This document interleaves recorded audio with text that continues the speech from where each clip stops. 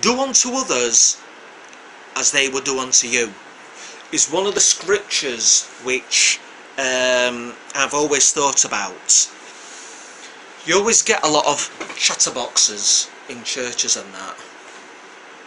You know, people that just can't seem to shut up, and they go on and on and on and on. And I've been so bored, and then I start to feel stressed because I think I want to escape, but I can't.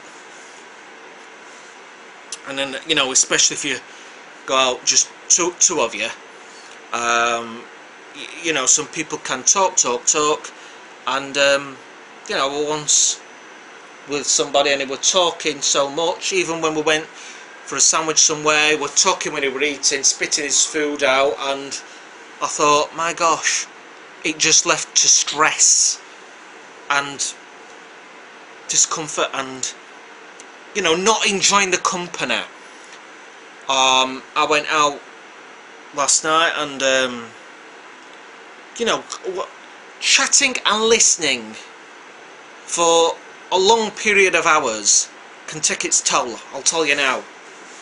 That's why I like to have a break in between, either play pool or snooker or maybe watch a comedy event, or, you know, watch some sort of entertainment. Do you know what I mean? I would never ever take a quiet person out and chat non-stop, because I wouldn't like that myself. It can be boring. You know, they can be talking about a lot of things, but if they're chatting, rattling on non-stop, then it can be boring, and I want an escape from that. Even after church quite a few times, me and a few others have been the last people there, and I just find it hard, maybe because I haven't got a family and that, I don't know. It's so hard to say, I've got to go in, I've got to go home now. They might think, oh, he's got a lot of time, I'll chat, why not? You know what, some people, there's a person actually called Mick, and he walks past our house. He's a Christian, he used to go to church. Actually, I think he goes to a different one now, but when he starts chatting, it's an hour. He believes that a church is outside when you meet people. I'm sorry, but that's not everyone's cup of tea. Not everyone's got a lot of time, have they, to chat in the street for an hour. Sometimes it's not always me chatting, but listening. However, when you're digesting what somebody's saying all the time and taking stuff in, it can be very tiring. Do you know what I mean?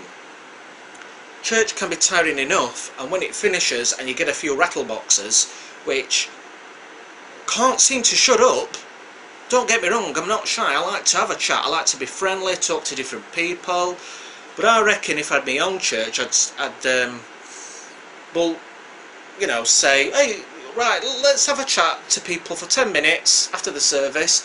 Once that 10 minutes is finished, go to somebody else for a chat for 10 minutes, and then somebody else. Because that way, we're engaging with different people and that, and it's not boring, is it, after a bit? You know, they can be talking about films, they can even be talking about church and whatever. But for me, I can get a bit stressed in that.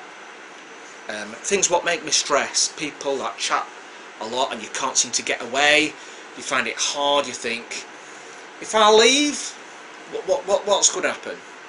I nearly fell out with somebody last night because I went to the pub and I didn't fancy another pints, to be honest, because it makes you go to the toilet, and I thought, you know, I might have a short, or even have a soft drink maybe, or but I was thinking of just having a whiskey after, but we went to the bar and got 4 pints of Guinness, which I already had a pint of Guinness. I love Guinness, don't get me wrong. So I said to him, oh, I'm not sure if I want 2 pints of Guinness. Look, if you don't want them, I'll drink them all. So I thought, no, I better not stop. I could have just said to him that moment, fair enough, I'm off home. But I didn't. You know, I gave him half the money. But I think people should ask.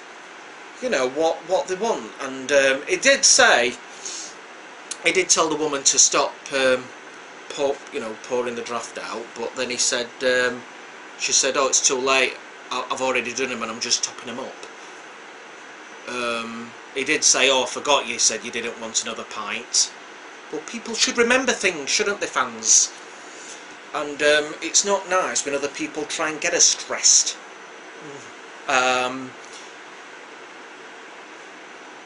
You know, I think, you know, it's nice to have a game in a pub, like a pub game or something, because it breaks it up.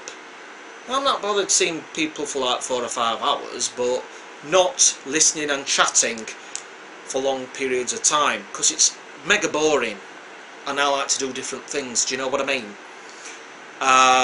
So yeah, just pray about that. I've been a bit stressed waiting at the bus stop for a bus. I mean, last night I was dying to go to the toilet on my way home, and stress, you know, waiting for a bus, wondering if it's going to come. And there were another bus round the corner, so I went round the corner to see if my other bus was due. And because where I was stood, some of the buses were coming down this road, and round the corner a few different buses. So I went round the corner, but one of the buses which was due didn't turn up, so I went back round the corner and all the people at the bus stop were gone. Obviously the bus which was due at that other bus stop, the first bus stop, must have come a lot earlier, and I was just so stressed.